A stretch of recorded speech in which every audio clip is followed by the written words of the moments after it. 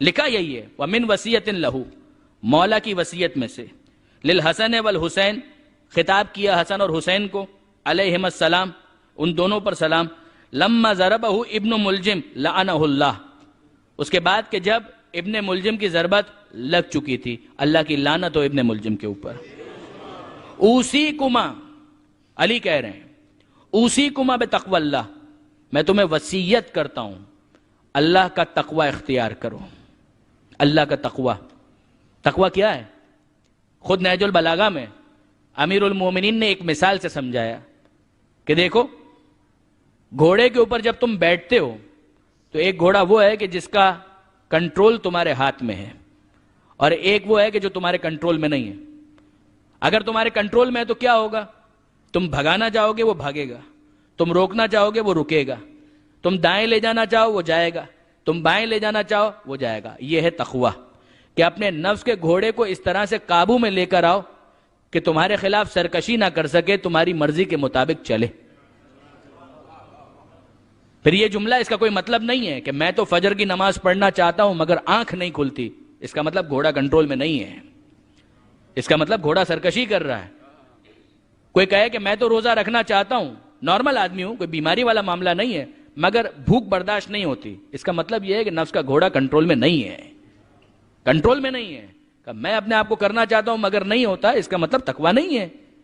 مولا فرماتے ہیں اوصیکما بتقوی اللہ، میں تمہیں وصیت کرتا ہوں، میری پہلی وصیت تقوی اختیار کرو، اللہ کا تقوی۔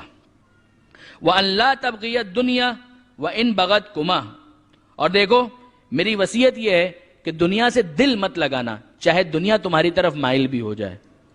رہو دنیا میں، رہنا ہے، کھاؤ پیو ٹھیک ہے، دنیا کے ساتھ دل مت لگانا، کبھی یہ مت سمجھ لینا کہ تمہیں دنیا میں ہمیشہ رہنا ہے، ایسا نہیں ہو سکے گا۔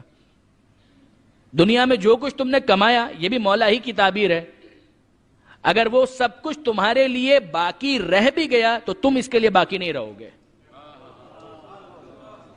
یہ نہج البلاغہ پڑھنے والی کتاب ہے، درس کے طور پر پڑھنے والی کتاب ہے۔ واقعاً اس کا مطالعہ میرے نوجوان دوست اگر ہو سکیں تو روزانہ آدھا گھنٹہ نکالیں نہج البلاغہ کا مطالعہ کرنے کے لیے، اور سنیں اور دیکھیں کہ مولا کائنات پیغام کیا دینا چاہتے ہیں۔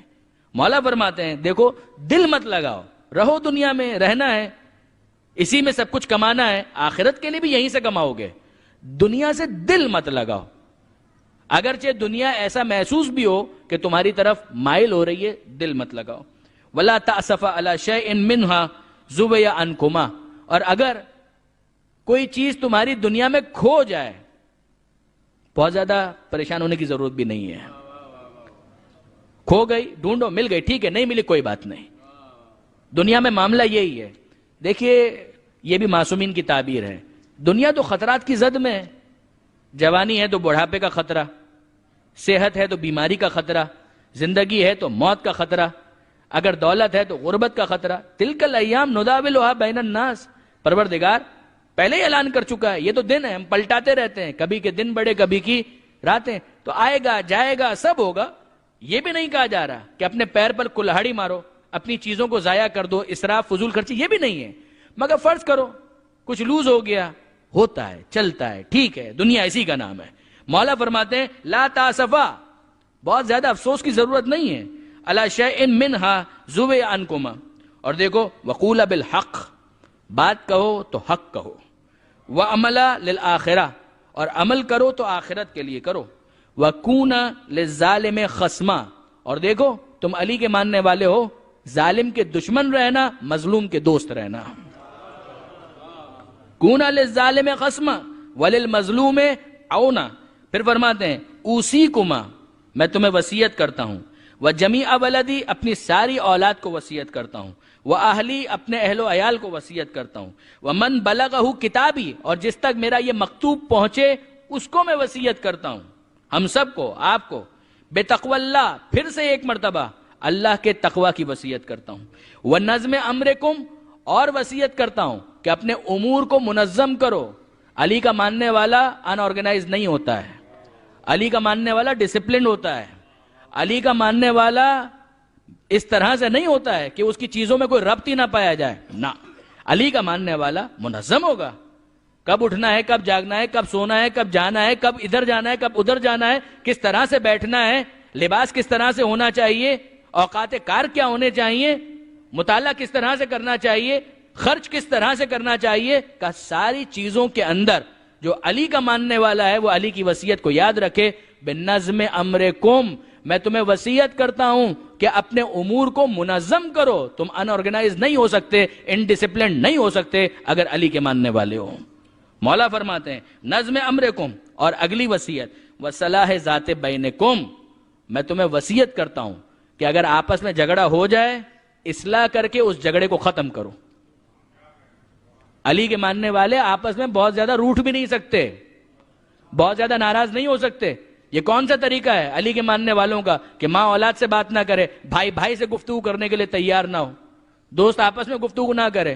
سب سے بڑا رشتہ ولایت کا رشتہ ہے، سب سے بڑا رشتہ ولایت کا رشتہ ہے۔ خود پیغمبر نے کہا ہے انا وعلی ابوا هذه الامہ، میں اور علی اس امت کے باپ ہیں۔ جو علی اور علی کے ساتھ علی کے بھائی محمد مصطفیٰ کو اپنا باپ سمجھتا ہے تو اس کا مطلب یہ ہے کہ ساری امت کو ایک اولاد کی طرح ہونا چاہیے۔ پھر اس کے بعد کیسے ممکن ہے کہ ناراضگیاں بہت زیادہ چل سکے؟ سنیے مولا کیا کہہ رہے ہیں۔ مولا فرماتے ہیں وصلاح ذات بینکم، میں وصیت کرتا ہوں آپس کے جھگڑوں کو ختم کرو، آپس کے جھگڑوں کو نپٹاؤ۔ پھر فرماتے ہیں فإنی سمعت جدکما، اے بیٹا حسن، اے بیٹا حسین، میں نے تمہارے جد محمد مصطفیٰ صلی اللہ علیہ وآلہ وسلم سے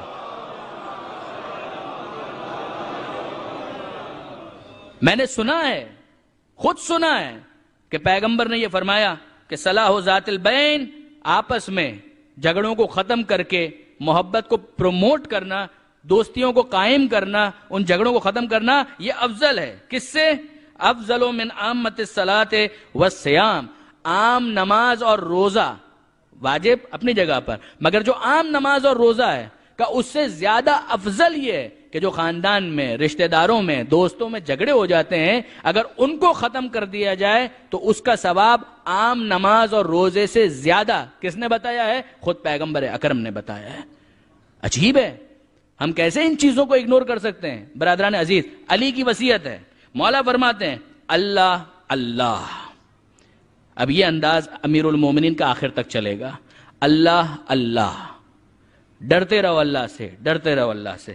فی الایتام، یتیموں کے بارے میں ڈرتے رہو، جس کے سر سے اس کے باپ کا سایہ اٹھ گیا ہے اور وہ نابالغ ہے، ڈرتے رہو یتیموں کے بارے میں۔ فلا تغبوا افواہہم، خبردار ایسا نہ ہو کہ وہ فاقوں کا سامنا کرنے لگیں۔ ولا یضیعوا بحضرتکم، اور تمہارے سامنے وہ یتیم ضائع ہو جائیں، ڈرتے رہو اللہ سے۔ دیکھیے برادران عزیز، وقت بہت تیزی کے ساتھ جا رہا ہے، مگر دو جملے سن لیں۔ عجیب ایک جملہ امیر المومنین کے بارے میں لکھا ہے کہ یتیموں کے ساتھ اس طرح سے سلوک کرتے تھے کہ جو عام بچے تھے وہ ان کے ساتھ رش سے ان کو دیکھا کرتے تھے کہ ہمارے ماں باپ ہیں، خدا ان کا سایہ سلامت رکھے، مگر ان یتیموں کی قسمت کتنی اچھی ہے کہ امیر المومنین باپ کی طرح سے ان یتیموں کے سر پر دست شفقت رکھتے ہیں۔ عجیب ہے، مگر یا امیر المومنین، یتیموں کے ساتھ اس طرح سے سلوک کرنے کے باوجود بھی آپ کے حسین کی یتیمہ کے ساتھ اس دنیا نے کیا کیا ہے؟ عجیب ہے، عجیب ہے، واقعاً عجیب ہے۔ میں اس وصیت نامے کو مکمل کرنا چاہتا ہوں برادران عزیز، تھوڑا تحمل کیجئے گا، مگر واقعاً غور طلب ہے۔ مولا کہتے ہیں کہ خبردار دیکھو یتیموں کے منہ فاقوں کا سامنا نہ کریں، ایسا نہ ہو کہ تمہاری موجودگی میں وہ ضائع ہو جائیں۔ پھر فرماتے ہیں واللہ فی جیرانکم، میں تمہیں پڑوسیوں کے بارے میں وصیت کرتا ہوں۔ فإنہم وصیۃ نبیکم، اور دیکھو یہ پڑوس یہ بھی تمہارے نبی کی وصیتوں میں سے ہے۔ ما زال یوصی بہم، اتنا تاکید کرتے تھے اللہ کے رسول، حتی ظننا، کہ ہمیں تو یہ گمان ہونے لگا انہ سیورثہم، کہ وہ انہیں وراثت کے اندر بھی حصہ دلوائیں گے، کہ جو پڑوسی ہے اس کا میراث میں بھی حصہ ہوتا ہے۔ ایسا نہیں کہا، مگر گمان یہ ہونے لگا۔ واللہ واللہ فی القرآن، اللہ اللہ فی القرآن، دیکھو اللہ سے ڈرتے رہنا، اللہ سے ڈرتے رہنا۔ قرآن کے بارے میں، لا یسبقکم بالعمل بہ غیرکم، ایسا نہ ہو کہ اس قرآن پر عمل کرنے میں جو تمہارا دشمن ہے وہ تم پر سبقت لے جائے۔ اللہ اللہ فی الصلاۃ، ڈرتے رہو اللہ سے، ڈرتے رہو اللہ سے نماز کے بارے میں، فإنہا عمود دینکم، اس لیے کہ یہ دین کا ستون ہے۔ اللہ اللہ فی بیت ربکم، خانہ کعبہ کے بارے میں، اپنے رب کے گھر کے بارے میں اللہ سے ڈرتے رہنا۔ لا تخلوہ ما بقیتم، جب تک ہو خبردار اسے خالی مت چھوڑ دینا۔ فإنہ ان ترکا لم تناظروا، اگر اسے چھوڑ دیا اور حج پر نہ گئے تو یاد رکھنا تمہارا نشان بھی اس دنیا میں باقی نہیں بچے گا، وہ تمہاری پہچان ہے۔ پھر فرماتے ہیں اللہ اللہ فی الجہاد، ڈرتے رہو اللہ سے، ڈرتے رہو اللہ سے جہاد کے بارے میں، بے اموالکم و انفسکم و السنتکم، جان سے، مال سے، زبان سے جہاد کرو، فی سبیل اللہ، اور اللہ کی راہ میں یہ کام انجام دو۔ وعلیکم بالتواصل والتبازل، دیکھو ایک دوسرے سے تعلق باقی رکھو، ایک دوسرے کے ساتھ تعلق اس طرح سے باقی رکھو کہ ایک دوسرے کو ہدیہ تحفے یہ دیتے رہو۔ وإیاکم والتدابر والتقاطع، خبردار ایک دوسرے سے منہ مت پھیر لینا، ایک دوسرے سے قطع تعلق مت کر لینا۔ لا تترکوا الامر بالمعروف والنہی عن المنکر، اور دیکھو امر بالمعروف اور نہی عن المنکر کو ترک مت کر دینا۔ جو نیکی کی باتیں ہیں ان کو پروموٹ کرو، جو برائی کی باتیں ہیں ان کے آگے سد راہ ہو جاؤ، یہ کام کرو۔ فَيُوَلَّ عَلَيْكُمْ شِرَارُكُمْ، اور اگر تم نے ایسا نہیں کیا، امر بالمعروف اور نہی عن المنکر کو تم نے ترک کر دیا، تو ہوگا کیا؟ جو تمہارے شریر، شر پھیلانے والے افراد ہیں انہی کو تمہارا حاکم بنا دیا جائے گا۔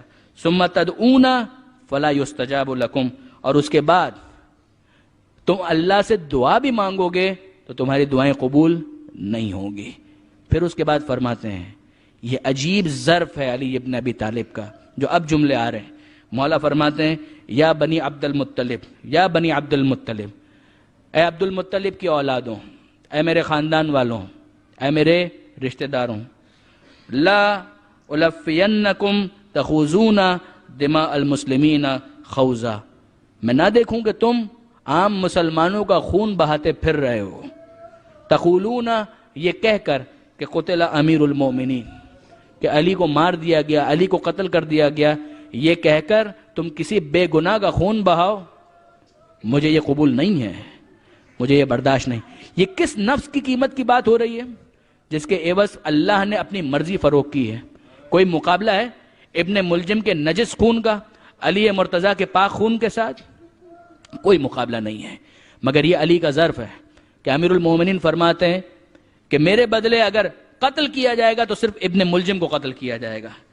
الا لا تقتلن بی الا قاتلی، سوائے میرے قاتل کے کسی اور کو قتل نہ کیا جائے۔ انظروا، دیکھو، اذا انا مت من ضربت هذه، اگر اس ضربت کے نتیجے میں میں اس دنیا سے چلا جاؤں، فضربوه ضربۃ بضربۃ، تو ابن ملجم کو بس ایک ضربت مارنا، بس ایک ضربت مارنا۔